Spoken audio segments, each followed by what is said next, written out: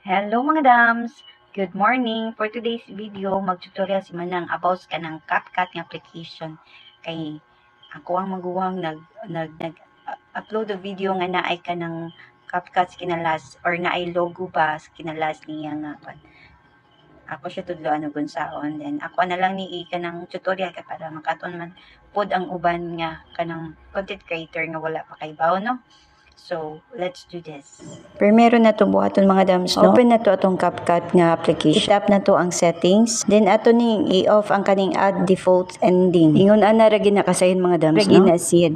Then diri sa second option na to mga dams, galing nakasugod na ka og kanang edit sa imong video niya, awa pa nimo na off. I-tap lang ng kinalas diha ang kana. Tap ana diha, highlight ana siya, no? Nig-highlight ana niya, i-tap ng delete diha para mawagtang ng kinalas nga kanang CapCut. Ana ra ginakasayon mga dams. Please ko follow ani ako mag-salamat sa paglanto mga dams.